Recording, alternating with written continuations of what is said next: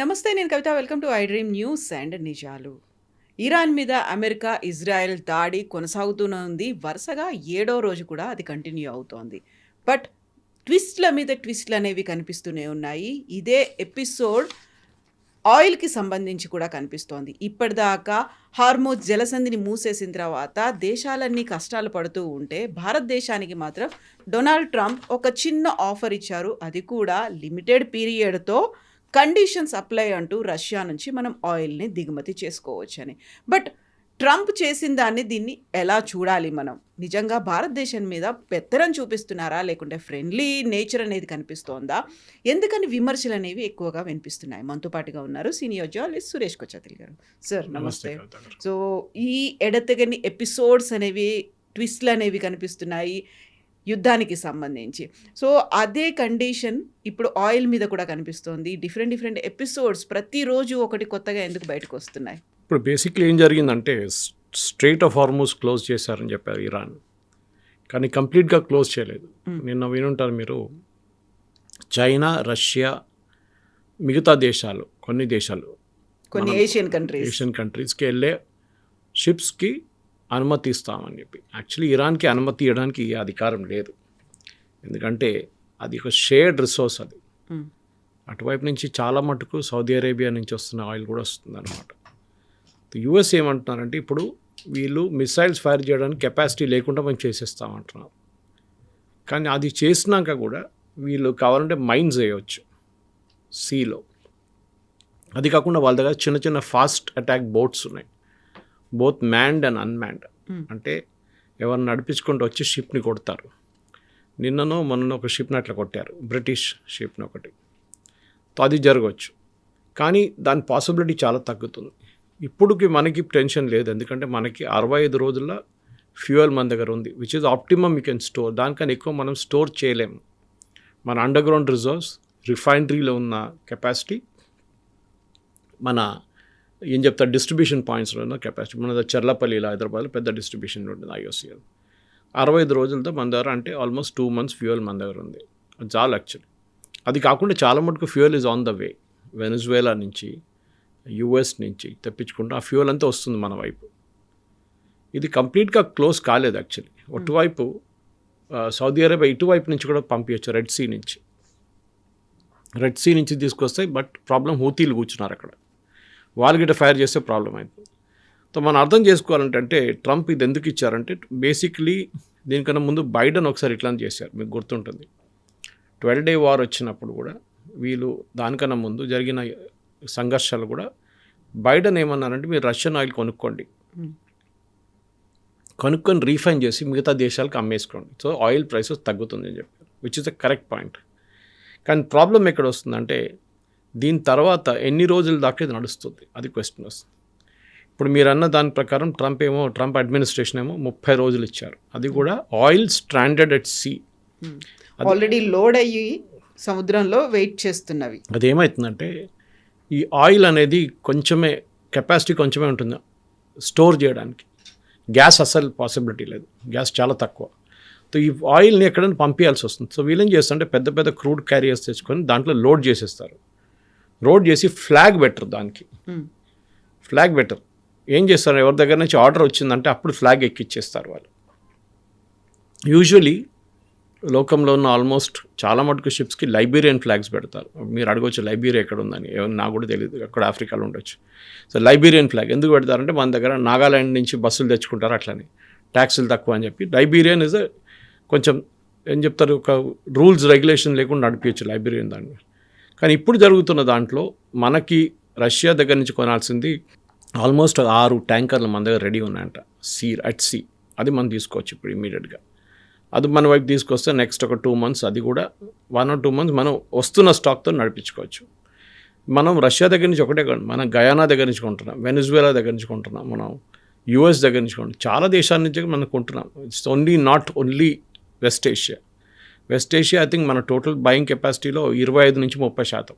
Russia నుంచి మనం చాలా తెప్పించుకున్నప్పుడు లాస్ట్ ఇయర్ పీక్స్ రష్యన్ సీజన్లో మనం సౌదీ అరేబియా నుంచి చాలా తగ్గించేసాం. ఇరాన్ నుంచి కొనట్లేదు. So strait of Hormuz is not a factor for us at all. కానీ మనకు ఒక ఫ్యాక్టర్ ఉంది, క్రూడ్ ఆయిల్ కాదు. క్రూడ్ ఆయిల్ కాకుండా చాలా మటుకు మిగతా ప్రోడక్ట్స్ ఉన్నాయి, అది మనం చూసుకోవాలన్నమాట. దానికి ట్రంప్ ఇంకా ఏం చెప్పలేదు. ఫర్ ఎగ్జాంపుల్ గ్యాస్, దీంట్లో 2 టైప్ గ్యాసెస్ ఉంటాయి. ఒకటి సిఎన్జి ఉంటుంది, దగ్గర ఎల్ఎన్జి ఉంటుంది. సో దీనికి ఇప్పుడు మీరు చూస్తున్నారు బ్రిటన్లో, which is a big gas consumer, వాళ్ళకి 65% పెరిగింది 1 డేలో. Within 1 day it increase from 51 first, దాని తర్వాత 65%కి పెరిగింది గ్యాస్ ప్రైసెస్. ఇప్పుడు వాళ్ళు ఏం చేస్తున్నారంటే, వాళ్ళు రష్యా దగ్గర నుంచి ఒక పైప్ లైన్ ఉంది, రష్యా నుంచి వచ్చి యూక్రెయిన్కి వచ్చి, యూక్రెయిన్ నుంచి రష్యా యూరోప్కి వస్తుంది. ఆ పైప్ లైన్ నడిమిట్లో 2-3 ప్లేస్లో యూక్రెయిన్ బ్లాస్ట్ చేసి పడేశారు. ఇప్పుడు యూరోప్ ఏమంటున్నారు, యూక్రెయిన్ దగ్గర రిస్టోర్ చేయమంటున్నారు. రష్యన్ గ్యాస్ కొంటున్నారు, రష్యా అంటున్నారు మీకు గ్యాస్ మేము ఇవ్వమంటున్నారు. మీరు కావాల్సినప్పుడు మమ్మల్ని హెల్ప్ చేయలేదు, మా మీద యుద్ధం చేస్తున్నారు, మీరు ఎక్విప్మెంట్ పంపిస్తున్నారు యూక్రెయిన్కి, మీరు ఏం చెప్తారు జెట్స్ ఇస్తున్నారు వాళ్ళకి, మిసైల్స్ ఇస్తున్నారు, మేము మీకెందుకు గ్యాస్ ఇవ్వాలని. So it's become a big political issue నా అక్కడ. స్ట్రైట్ ఆఫ్ హార్మూజ్ చాలా మటుకు క్లోజ్ చేసిన దాని తర్వాత ఆయిల్ ప్రైసెస్ 15% పెరిగింది కవిత గారు. ఇంకా పెరగవచ్చు, కానీ ఎక్కువ పెరుగుతుంది ఎందుకు లేదంటే భారతదేశం లాంటి వాళ్ళకి పర్మిషన్ ఇచ్చారు. అది కాకుండా సౌదీ అరేబియా వాళ్ళ ల్యాండ్తో ఒక పైప్ ఉంది అదర్ ఎండ్, నేను చెప్పాను చూడండి, రెడ్ సీ వైపు, అక్కడి నుంచి కూడా పంపింగ్ చేస్తున్నాయి, కానీ కెపాసిటీ ఎక్కువ లేదు దానికి. హోర్మూస్ నుంచి వెళ్ళే కెపాసిటీ లేదు. మూడోది యుఎస్ నేవీ వచ్చి కూర్చుంటారని ట్రంప్ ఒక అష్యూరెన్స్ ఇచ్చారు స్ట్రైట్ ఆఫ్ హార్మూస్లో. అది ఉంటే చాలా మటుకు షిప్స్ మూవ్ అవ్వడం మొదలు పెడుతుంది అనమాట. ఇటువైపు మీరు తీసుకోవాలంటే ఐదర్ రెడ్ సీని తీసుకోండి, మీరు సూయస్ కెనాల్ నుంచి వచ్చే షిప్స్ కూడా అదే వైపు వస్తుంది. కానీ ఓన్లీ క్రూడ్ కాదు, ఓన్లీ ఏం చెప్తారు ఎల్ఎన్జీ కాదు, ఆల్సో చాలా మటుకు పెట్రోకెమికల్స్ వస్తుంది అదే రూట్లో. అది కాకుండా ఫర్టిలైజర్, ఇదంతా 40% ఆఫ్ వరల్డ్స్ ఫర్టిలైజర్ వస్తుంది అదే రూట్ హార్మూస్. కాకుంటే ఫస్ట్ ప్రయారిటీ మాత్రం ఆయిల్కి ఉంది. కానీ మీరు మొత్తం బకెట్ ఆఫ్ థింగ్స్ చూస్తే అందరికైనా ఎక్కువ ఫర్టిలైజర్ ఉంటుంది, క్రూడ్ ఉంటుంది ఆబ్వియస్లీ, దాని తర్వాత ఫర్టిలైజర్ వస్తుంది, ఈవెన్ పెట్రోకెమికల్స్ ఉంది, చాలా important. 34% of world supply of fertiliser, నేను డేటా నుంచి చెప్తున్నాను మీకు, గోస్ త్రూ హోర్మూస్ 34%.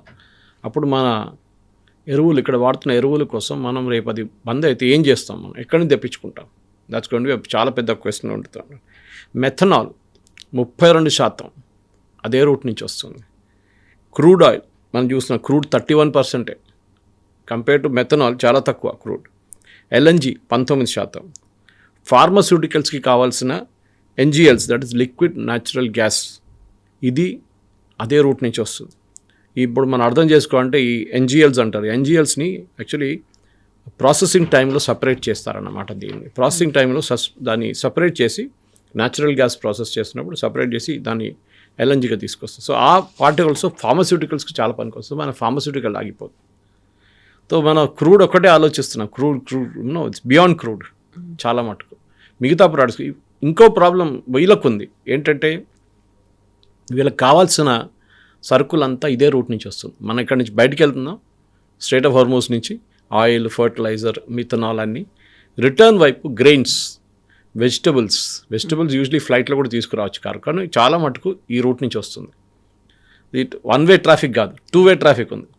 వీళ్ళకి అది రాకపోతే అక్కడున్న ప్రజలు మోస్ట్లీ ఎక్స్పాట్రియేట్స్, దాంట్లో చాలామంది ఇండియన్స్ కష్టపడతారు. దానికోసం మీరు చూసుంటారు యుఏఈ రూలర్స్ దుబాయ్ మాల్లో వెళ్ళి నడుచుకుంటూ వెళ్ళి మాట్లాడుతూ, క్రౌన్ ప్రిన్స్ అన్ని ప్రైస్లు ఏమి ఎక్కువ కాదు, భయపడకండి, ఇక్కడే ఉండండి. ప్రాబ్లం ఎక్కడ వస్తుందండి కవిత గారు, నెక్స్ట్ 15 డేస్లో ఈద్ రాబోతుంది, ఈద్ ఎండ్ అవుతుంది, రంజాన్ ఈద్ ఎండ్ అవుతుంది. అప్పుడు కన్జంప్షన్ పెరుగుతుంది. వీళ్ళు ఆ టైంకి తెచ్చుకోలేకపోతే then it becomes a big issue. ఒక లిమిటెడ్ ఎక్స్టెంట్ కార్గో అవుట్లో తెచ్చుకోవచ్చు, కానీ there's a limit to it. Ships నుంచే తెచ్చుకోవాల్సింది major. So Saudi Arabia will get impacted, UAE will get impacted. Bahrain చిన్న కంట్రీ, ఎక్కువ ప్రాబ్లం ఉండదు. సో పెద్ద country, even Iran for that matter, Iran కూడా ఇంపాక్ట్ అయిపోతుంది. ఇప్పుడు ఏం చేయబోతున్నారు, ఎందుకంటే ఇప్పుడున్న పరిస్థితుల్లో మనం చూస్తున్నాం అమెరికా స్ట్రాటజీ ఏంటి అని డిస్కస్ చేస్తున్నాం మనం. ఫస్ట్ అమెరికా స్ట్రాటజీ ఇరాన్ దగ్గర ఉన్న ఆయుధాలని మొత్తం ధ్వంసం చేయడం. That includes drones, missiles. డ్రోన్స్ని ఆపలేరు ఎక్కువ, వాళ్ళు ఎక్కడి నుంచైనా లాంచ్ చేసుకోవచ్చు, ఒక రోడ్డు మీద తీసుకెళ్ళి ఎక్కడి నుంచి లాంచ్ చేసుకోవచ్చు మీరు. కానీ మిసైల్ లాంచెస్ కావాల్సి వస్తుంది. నేను ఎక్స్ప్లెయిన్ చేశాను మీకు. ట్రక్ లాగా ఉంటుంది, దాంట్లో ఒక యాంగిల్లో తీసుకొస్తారు, ఐదర్ 45 degrees 90 degrees తీసి ఫైర్ చేస్తారు. దీ లాంచెస్ మీద కాన్సన్ట్రేట్ చేస్తున్నారు. లాస్ట్ 24 గంటల్లో వాళ్ళ అంచనా ప్రకారం 500 లాంచెస్ మీద వీరు యాక్ట్ చేశారంటున్నారు. దాంట్లో ఎంత అంశమైందో తెలియదు. 500 ఇది మొత్తం కొట్టేస్తే లాంచెస్ని మిసైల్స్ వెళ్ళదు. అప్పుడప్పుడు చిన్న ఒకటో రెండు వెళ్ళచ్చు. మీరు చూసుంటారు, నిన్న అజర్బైజాన్ మీద అటాక్ చేశారు. Of all the places Azerbaijan. Actually అజర్బైజాన్లో ఒక ఎంక్లేవ్ మీద కొట్టారు వాళ్ళు. అజర్బైజాన్లో చాలా రోజుల నుంచి గొడవ నడుస్తుంది, మీకు తెలిసి ఉంటుంది. ఆర్మేనియా అండ్ అజర్బైజాన్ నకోనో ఖారబాగ్ అని చెప్పేసి ఒక ఏరియా కోసం పోరాడుతున్నారు వాళ్ళు. ట్రంప్ చెప్పారు అన్నమాట, ఇద్దరు యుద్ధాన్ని ఆపాననేది. ఆ యుద్ధం కన్నా అది ఇంకా కాలేదు, నడుస్తుంది అది ఇంకా. అంటే అంత ఫుల్ ఫ్లెడ్జ్ కాకుండా, కానీ అక్కడ వచ్చి కొట్టారు ఇప్పుడు. So Azerbaijan is got wild, ఎందుకంటే it's Muslim country, Islamic country. మీరెట్లా మమ్మల్ని కొడతారు అని చెప్పి వాళ్ళు ఇప్పుడు ఇరాన్ మీద పడుతున్నారు. ఇరాన్ ఏమంటారు, మేమే కొట్టనే లేదు మీ మీద, ఇది చేసేది ఇజ్రాయెల్ పని ఇదంతా, కావాలని చెప్పి వాళ్ళు ఎక్కడి నుంచో ఫైర్ చేసి మా పేరు మీద పెడుతున్నారు. ఇరాన్ కొట్టారు అంటున్నారు, మేము కొట్టలేదు అంటున్నారు. ఇదే డైలాగ్ ఇరాన్ సైప్రస్ మీద చెప్పారు. సైప్రస్ RAF బేస్ మీద కొట్టినప్పుడు కూడా ఇదే మాట అన్నారు, మేము చేయలేదు, ఇంకెవరో చేస్తున్నారు, మా పేరు స్పాయిల్ చేయడానికి ఇంకెవరో చేస్తున్నారు. సరే అది సపరేట్గా పెడదాం, అది ఇప్పుడు మనం బిలీవ్ చేయలేం దాన్ని. కానీ ఇప్పుడున్న పరిస్థితుల్లో నెక్స్ట్ 5 days చాలా క్రూషియల్గా ఉంటుంది. నెక్స్ట్ 5 daysలో ప్రెసిడెంట్ ట్రంప్ ఆయన ఈ వార్ ఎండింగ్ గేమ్కి రాకపోతే పెద్ద ప్రాబ్లం కాబోతుంది. ఆయన వార్ అయితే మొదలుపెట్టాడు. ఇప్పుడు చూడండి, ఆయన 5 స్టేట్మెంట్లు ఇచ్చారు లాస్ట్ 36 hours. ఫస్ట్ అంటే చెప్పారు, ఇరానియన్ ప్రజలు మీరందరూ రోడ్డు మీదకి రండి, వచ్చి పోరాటం చేయండి అని, ప్రొటెస్ట్లు చేయాలి. Within 8 hours it changed. మీరు రోడ్డు మీద రాకండి, మేము మా వాళ్ళు మిసైల్స్ ఫైర్ చేస్తున్నారు, మీరు రోడ్డు మీద వస్తే వాళ్ళు చంపేస్తారు, లేకుంటే మా మిసైల్స్ వచ్చి మేము పడుతుంది, మీరు రోడ్డు మీద రాకండి, ప్రొటెస్ట్ చేయకండి. ఓకే, తర్వాత 6 గంటల తర్వాత తల్లి మార్చేశారు. నో మీరు రోడ్డు మీద 36 గంటల్లో 6 సార్లు మార్చారు ఆయన స్టేట్మెంట్. తో అమెరికన్ పాలసీ మేకర్స్ కన్ఫ్యూజ్ అయిపోతున్నారు. ఆర్మీ వాళ్ళు, ఆన్ ద ఫీల్డ్లో ఉన్న ఆర్మ్ ఫోర్సెస్ వాళ్ళు, సెంట్కామ్ వాళ్ళు కన్ఫ్యూజ్ అయిపోతున్నారు. ప్రెసిడెంట్ ఇక్కడ అంటారు, మాది ఇంకో 3 అంటారు, ఇంకటి అంటారు, ఇంకో 3 అంటారు. ఇది ఒక స్టేబుల్ పాలసీ కాదు. సో ట్రంప్కి ఇప్పుడు ప్రాబ్లం ఏమొచ్చిందంటే కవిత గారు, దట్ ఎండ్ గేమ్ ఎక్కడ వస్తుందని అర్థం కావట్లేదు. ఇది ఎట్లా ఎండ్ చేయాలనేది. సపోజ్ ఇది ఇంకొక 2-3 వారాలు నడుచుకుంటే వీళ్ళు రెజ్యూమ్ చేంజ్ అయితే కావట్లేదు. ట్రంప్ ఏమన్నారు ఇవాళ పొద్దున, అక్కడ కొత్త లీడర్ని ఎవరు ఎన్నుకుంటారో ఆయన నేను డిసైడ్ చేస్తానండి. అది ఎట్లా అవుతుందండి? వాళ్ళ దేశం, వాళ్ళ సోకాల్డ్ రూల్, దాంట్లో మీరెళ్ళి నేను వెనజువేలాలో చేశాను కదా, రాడ్రిగీస్ని కూర్చోబెట్టాను అక్కడ, ఆమెని ఇక్కడ కూడా నేనే కూర్చోబెడుతున్నాను. కానీ ఇరానియన్ ప్రజలు అది అంగీకరించారు. అక్కడ ఈవెన్ వ్యతిరేకంగా ఉన్న వాళ్ళు కూడా, ఖమేనీ వ్యతిరేకించిన వాళ్ళు కూడా ఇది అగ్రీ చేయరు. హౌ కెన్ US ప్రెసిడెంట్ మా వాళ్ళని ఎట్లా సెలెక్ట్ చేస్తారు? దీనికి ఒక బ్యాక్ స్టోరీ ఒకటి ఉంది. 1953లో అప్పుడున్న ఒక డెమోక్రట్లీ ఎలెక్టెడ్ ప్రైమ్ మినిస్టర్ని, హెడ్ ఆఫ్ స్టేట్ని ఒక కూలో లిటరలీ కూ చేశారు. US MI6 కోసం, బ్రిటిష్ ఇంటెలిజెన్స్ కోసం చేసిన పని. మొహమ్మద్ బెజావ్ అని చెప్పి ఒక ప్రధానమంత్రి ఉండే, ఇరానియన్ ప్రైమ్ మినిస్టర్. ఆయన కిందకి దింపారు వీళ్ళు కలిసి. ఎందుకంటే ఆయన అక్కడి నుంచి తీసుకెళ్లే ఆయిల్ని మాకు రాయల్టీ కావాలని అడిగారు బ్రిటన్ దగ్గర. అప్పుడు దాకా బ్రిటనే తీసుకెళ్తున్నారు ఆయిల్.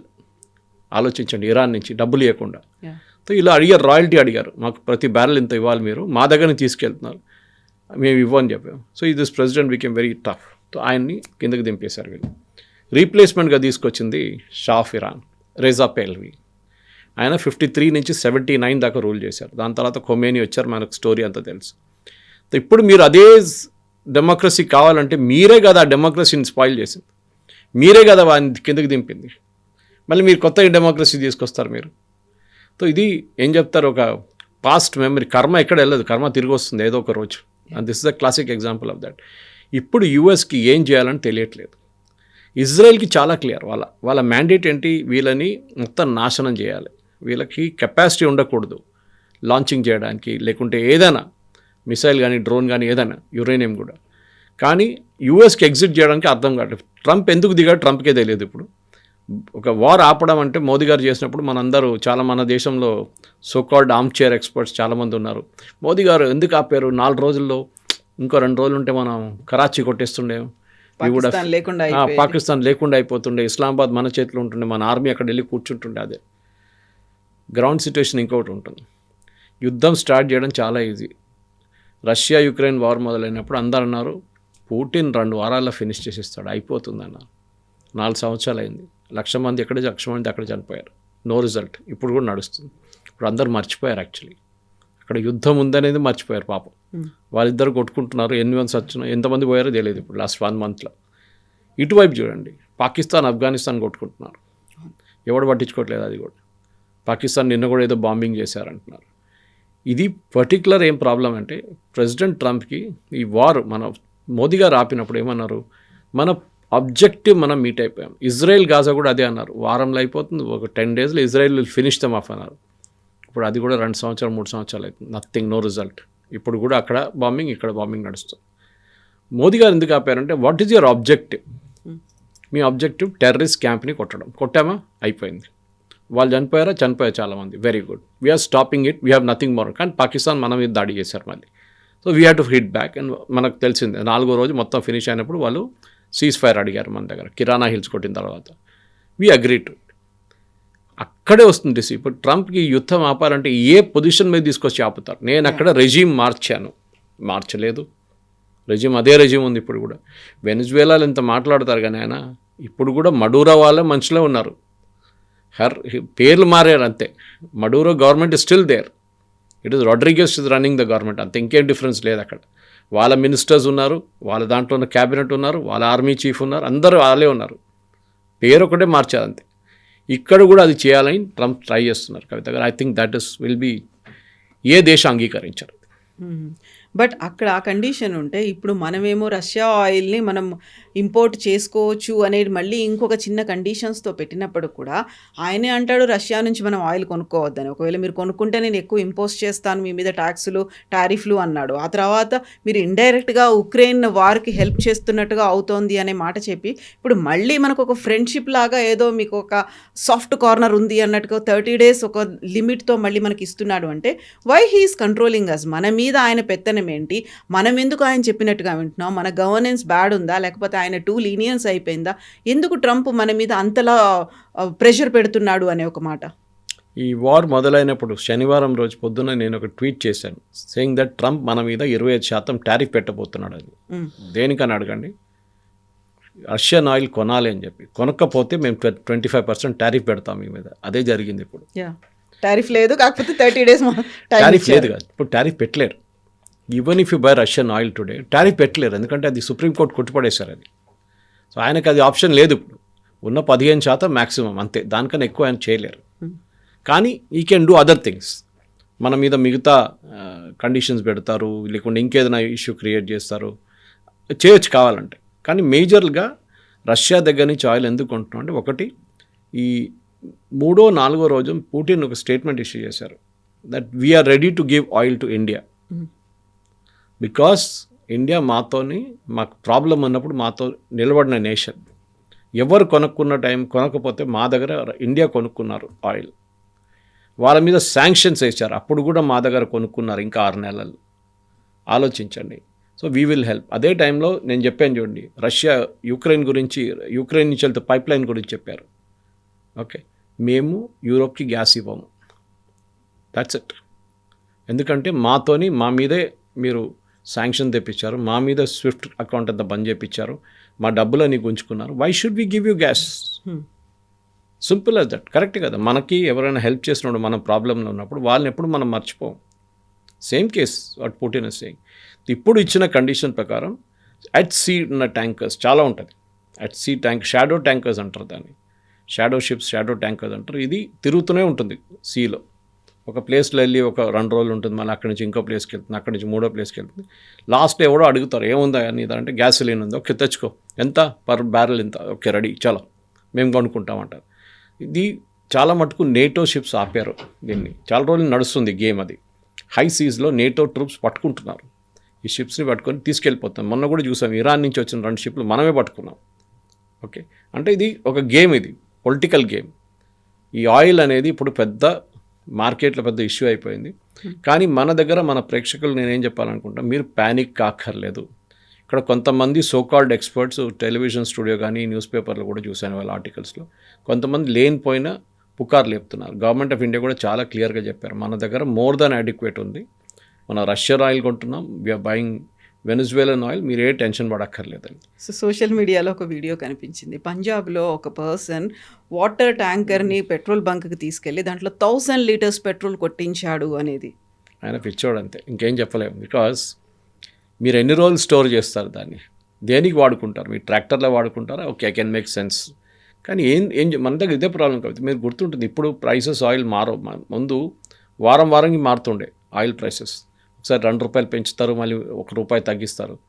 ఈ ₹2 పెంచగానే రేపు పొద్దు నుంచి పెంచుదామంటే సాయంత్రం కాగానే పెట్రోల్ బంక్ ముందు పెద్ద లైన్ ఉంటుండే. దాంట్లో మర్సిడీస్ బెంజ్ జెట్ ఎయిర్లైన్స్ అక్కడ సౌదీ నుంచి కానీ దుబాయ్ నుంచి they are not flying. So వాళ్ళు ఏం చేస్తారు, డంప్ చేయడం ట్రై చేస్తారు ఇండియాలో తీసుకొచ్చి. ఇప్పుడు ATF అదే జరగబోతుంది నెక్స్ట్ 15 డేస్లో. Indian airlines from India also like IndiGo, air India, వీళ్ళకి చాలా పెద్ద లాస్ వచ్చింది దీంట్లో. ఎట్లా తట్టుకుంటారో తెలియదు కానీ somewhere government will have to find a way out. Yes, sir. Thank you so much. Thank you very much. Thank you.